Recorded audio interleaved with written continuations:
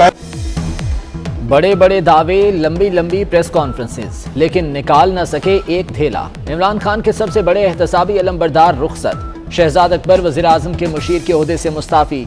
वज़ीर आज़म ने इस्तीफ़ा मंजूर कर लिया। मुशीर एहतसाब के लिए एडवोकेट अजहर सिद्दीक का नाम ज़ेरे गौर। वज़ीर इत्तलात फवाद चौधरी कहते हैं शहजाद अकबर ने शदीद दबाव में काम किया। शहजाद अकबर इस काम के तो थे ही नहीं। वज़ीर आज़म इमरान खान का इस्तीफे पर मुख्तसर और जामे तबसरा। पार्टी तर्जुमानों के इजलास में फवाद चौधरी ने पूछा, वज़ीर आज़म साहब बताएं शहजाद अकबर के इस्तीफे पर क्या मौक़िफ़ अपनाएं। इमरान खान ने जवाब दिया, वो किसी और काम के थे, शहजाद अकबर डिलीवर ना कर पाए। सरबराह मुस्लिम लीग काफ चौधरी शुजात हुसैन ने वज़ीर आज़म को खबरदार कर दिया। कहते हैं इमरान खान अपने मुशीरों और तर्जुमानों के गलत मशवरों से मोहतात रहें। मुशीर अपनी सोच के मुताबिक चीज़ों को उछालते हैं, नुकसान इमरान खान का होता है। वज़ीर आज़म देखें कि उनके मुशीर किसकी गेम खेल रहे हैं। इमरान खान ने कहा कि उन्हें हटाया गया तो पहले से ज़्यादा खतरनाक बन जाएंगे और असम्बली में बोलने ना देने वाला बयान किसी दुश्मन नुमा दोस्त ने दिया होगा।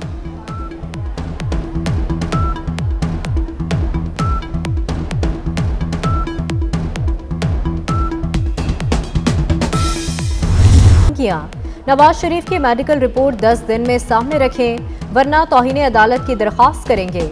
अटॉर्नी जनरल का शहबाज शरीफ को 2 टोक पैगाम।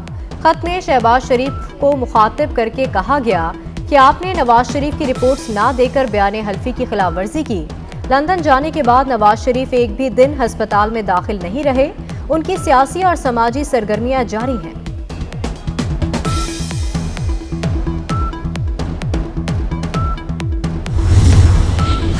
शरीफ फैमिली माफिया की तरह एक्ट कर रही है। अवाम को नून लीग की माजी की तारीख भी बताएं। इमरान खान की पार्टी तर्जुमानों को हिदायत। कहा शरीफ फैमिली में कोई अखलाकियात नहीं, वो किस मुंह से हमारे ऊपर इल्जामात लगाते। करप्शन करने वाला ऑपोजिशन लीडर बना बैठा है।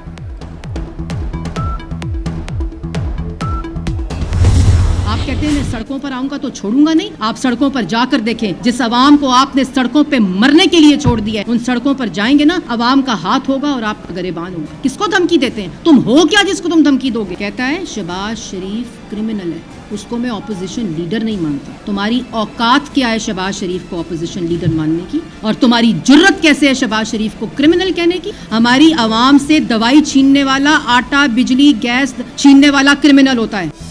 इमरान खान धमकियां ना दें, अवाम की जान छोड़ें, इस्तीफा दें और घर जाएं। सड़कों पर निकले तो अवाम का हाथ और इमरान खान का गिरेबान होगा। शहबाज शरीफ को क्रिमिनल कहने की हिम्मत कैसे हुई? तुम हो क्या? तुम्हारी औकात क्या है? मरियम औरंगजेब का सख्त रद्द अमल। कहा ये कुर्सी जाने का खौफ क्यों है? आपके इंतकाम से ऑपोजिशन गुजर चुकी। बेनज़ीर भुट्टो शहीद हुई जनाब चेयरमैन साहब। रात को उनको गुजारिश की गई, मिन्नत समाजत की गई कि ये पिंडी में न जलसा करें। दहशतगर्दी का खतरा है, कोविड का खतरा है। फजलुर रहमान साहब पे 3 दहशतगर्द, 2 मेरे पे 3 दहशतगर्द हमले हुए। 23 के बाद 27 को आ जाएं। आधा इस्लामाबाद तो किसी और के कंट्रोल में होगा। आपकी जब तक वो टीवी पे चलेगी नहीं तो आप किससे लाइव शो नहीं चल रहा होगा आपका।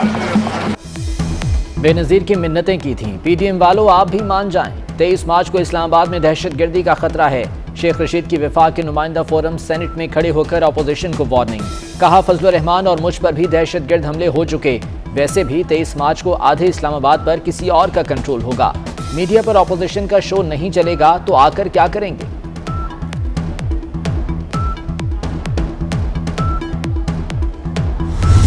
अब एक ही रास्ता है, एक ही हल है।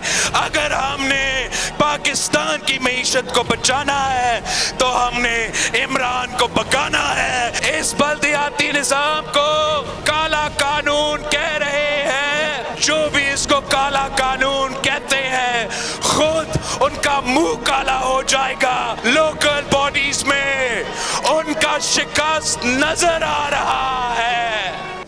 मईशत को बचाना है, इमरान खान को भगाना है। हुकूमत को आईनी और कानूनी तरीके से निकालेंगे। बिलावल भुट्टो का हैदराबाद में किसान ट्रैक्टर मार्च से खिताब। कहा मुल्क में महंगाई और बेरोजगारी तारीखी सतह पर पहुंच चुकी। बल्दियाती कानून को काला कहने वालों का मुंह काला हो जाएगा। उन्हें बल्दियाती इलेक्शन में शिकस्त नजर आ रही है। हुकूमत तहरीक लब्बैक के साथ एक बार फिर हाथ कर गई। तहरीक लब्बैक के साथ मुआहदा पार्लियामेंट में पेश न किया। हुकूमत ने तहरीक लब्बैक को 20 रुकनी पार्लिमानी कमेटी बनाने की यकीन दहानी कराई थी। कमेटी 11 हुकूमती और 9 अपोजिशन अरकान पर मुश्तमिल होना थी। कमेटी ने TLP के मुतालबात को पार्लिमान में उजागर करना था।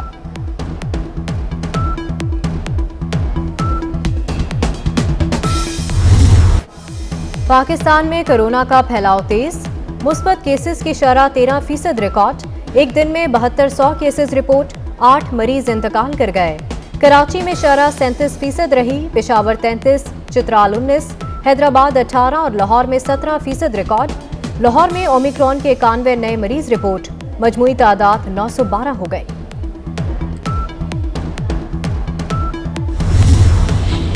सेहत कार्ड पर सरकारी टीचिंग अस्पतालों में आने वाले ख्वार, इंतजामिया सेहत कार्ड पर मुफ्त इलाज का ताहाल बंदोबस्त न कर सकी। अस्पताल आने वाले मरीज और लवाहिकीन परेशान। I will do right to all manner of people according to law, without fear or favor, affection or ill will. May Allah Almighty help and guide me. Ameen. Pakistan की अदलिया में नई तारीख रकम, सुप्रीम कोर्ट की पहली खातून जज जस्टिस आयशा मलिक ने हल्फ उठा लिया। चीफ जस्टिस गुलजार अहमद कहते हैं, हम किसी चीज का क्रेडिट नहीं लेंगे। जस्टिस आयशा मलिक अपनी काबिलियत की बुनियाद पर जज बनी है।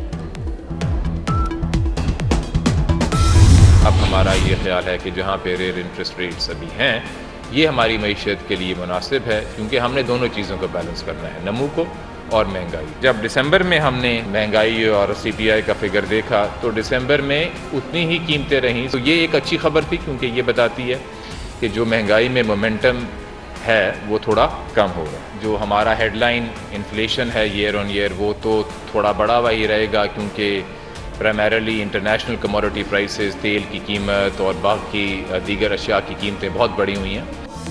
स्टेट बैंक का शरह सूद 9.75% पर बरकरार रखने का फैसला। गवर्नर स्टेट बैंक रजा बाकिर का कहना है, मौजूदा शरह सूद मईशत के लिए मुनासिब है।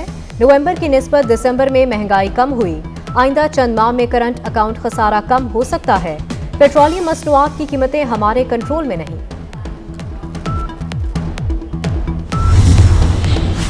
महंगाई के सताए अवाम पर एक और वार, बच्चों के फार्मूला मिल्क पाउडर पर भी 17% GST लग गया। कीमत 650 रुपये तक जा पहुंची। 900 ग्राम फार्मूला दूध का डब्बा 2450 से बढ़कर 3124 का हो गया। बच्चों को क्या पिलाएं, क्या केमिकल वाला खुला दूध पिलाकर बीमार करें? परेशान शहरियों का सवाल।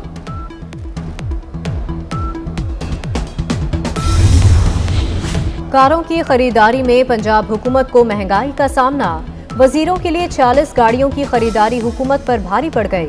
कारों की कीमत में इजाफे के बाद टोयोटा मोटर्स ने हुकूमत से मजीद 46 करोड़ रुपए मांग लिए। काबीना कमेटी से मंजूरी लेने का फैसला।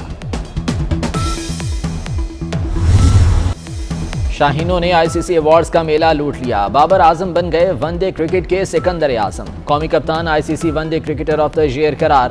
मोहम्मद रिजवान T20 के किंग बन गए। शाहीन आफरीदी ने सर गारफील्ड सोबर्स ट्रॉफी जीत ली। फातिमा सना के टैलेंट को ICC की सनद मिल गई। Pakistani allrounder women's emerging cricketer of the year करार।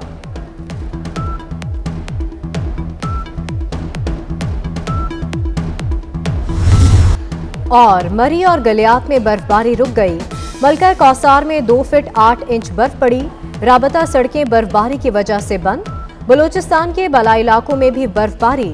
मुल्क के बेशतर अजला में बारिश का सिलसिला थम गया।